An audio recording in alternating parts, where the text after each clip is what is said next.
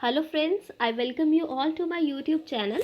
अगर आप मेरे चैनल पे नए हैं तो इसे सब्सक्राइब ज़रूर कीजिए ताकि आपको लेटेस्ट नोटिफिकेशन मिलती रहे जब भी नई वीडियो अपलोड हो। और अगर आपने मेरी पिछली वीडियोस को नहीं देखा है तो आप उन्हें भी ज़रूर देखिए। नाउन पे हमने 3 वीडियोस कवर की थी जिसमें हमने बिल्कुल बेसिक से नाउन को कवर किया, और एडजेक्टिव का हमने 3 पार्ट्स जो हैं ऑलरेडी कवर कर लिए हैं। आज हम पार्ट नंबर 4 करने वाले हैं।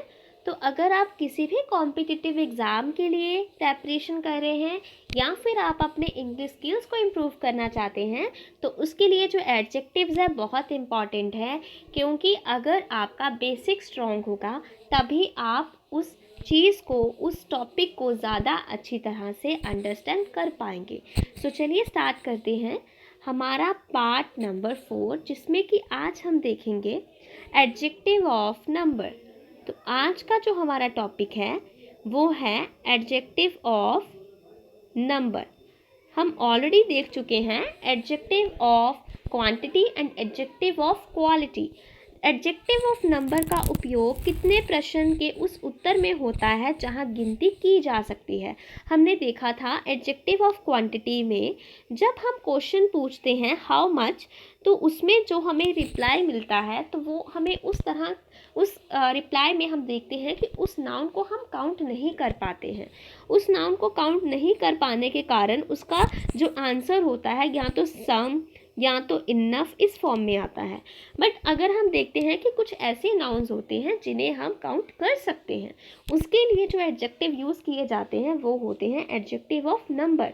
सो यहाँ बताता है कि कितने व्यक्ति या वस्तुओं से हमारा अभिप्राय है या व्यक्ति या वस्तु किस क्रम में है। संख्या की जानकारी देने वाले इस विशेषण को संख्यावाचक विशेषण भी कहते हैं।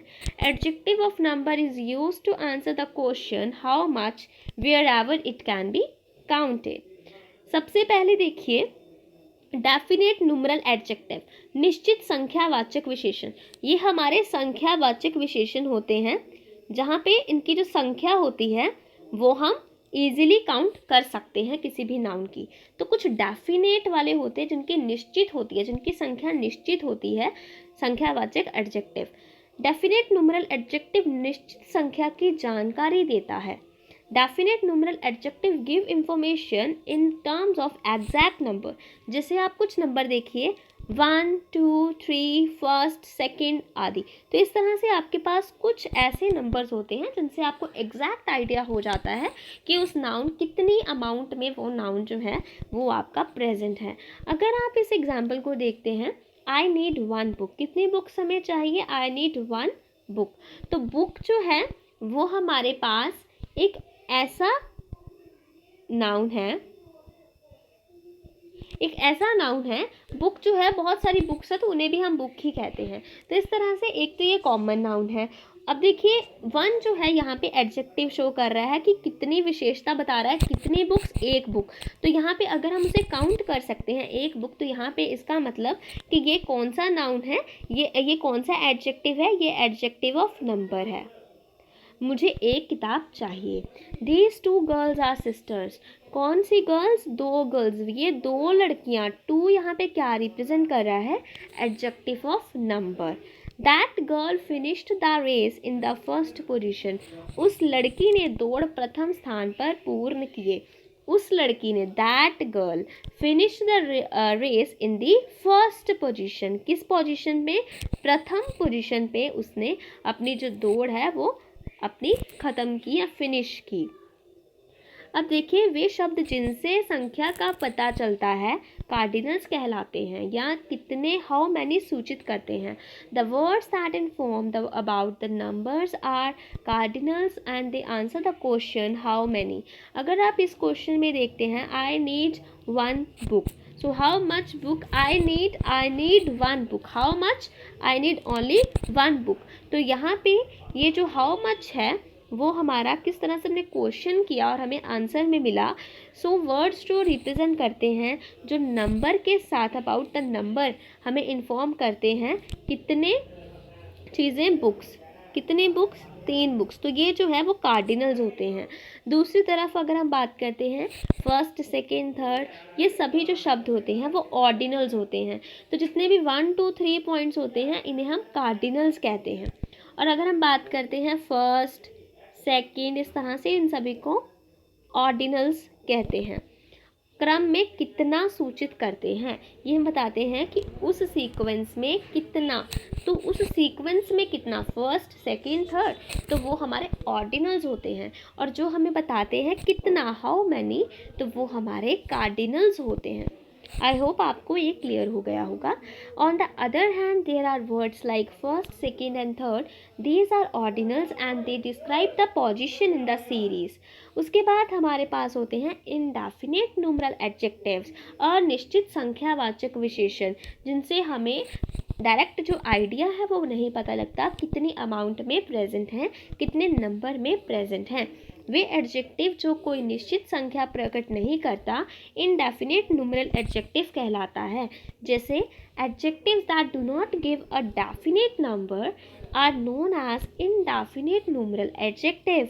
जैसे आपके पास all, no, many, few, some many, certain, several, तो ये हमारे कुछ इनडेफिनिट न्यूमरल एडजेक्टिव्स होते हैं जिनको हम काउंट भी नहीं कर सकते और ना ही ये हमें डायरेक्ट बताते हैं कि कितने अमाउंट में, कितने नंबर में। Many people work in this factory, many people, कितने पीपल, बहुत सारे, मैनी पीपल, कई लोग इस कारखाने में काम करते हैं। तो जो मैनी यहाँ पे है वो क्या बता रहा है, पीपल जो होते हैं वो तो लोग तो हम काउंट कर सकते हैं, बट जो मैनी है वो हमें यहाँ पे बता रहा है कि एक एडजेक्टिव है जो कि नंबर एडजेक्टिव से बिलोंग करता है, बट ये इनडेफिनिट न्यूमरल एडजेक्टिव है क्योंकि इसमें हम पीपल के बारे में डायरेक्ट आइडिया नहीं दे रहे हैं कि कितने people. Any student can pass the exam, कोई भी विद्यार्थी परीक्षा में सफल हो सकता है। तो यहाँ पे भी आइडिया नहीं पता लग रहा कितने एग्जैक्टली कितने स्टूडेंट्स। इन्हीं शब्दों का उपयोग एडजेक्टिव ऑफ क्वांटिटी के लिए किया जाता है, विभाजन के समय उस नाउन पर गौर करने जिसका ये विवरण देता है। यदि उस नाउन को गिना जा सकता है तो उसे एडजेक्टिव ऑफ नंबर, और यदि उसे नहीं गिना जा सकता तो उसे एडजेक्टिव ऑफ क्वांटिटी कहते हैं। जैसे हमने पहले देखा था राइस के साथ भी हमने सम लगाया था, तो बताया जा रहा है कि आप उस नाउन को देख लीजिए, अगर तो वो नाउन काउंटेबल है, कि नाउन काउंटेबल है, नहीं है तो ये अनकाउंटेबल है। अगर अनकाउंटेबल नाउन के साथ अगर आप एडजेक्टिव लगाते हैं तो वो हमारा क्वांटिटी बताता है, तो वो हमारा क्वांटिटी एडजेक्टिव होता है। और अगर आप इसी तरह से अगर हम यूज़ करते हैं सम पीपल, तो यहाँ पे जो सम है वो पीपल के साथ आया है। पीपल जो है वो काउंटेबल है, लोग हम गिन सकते हैं।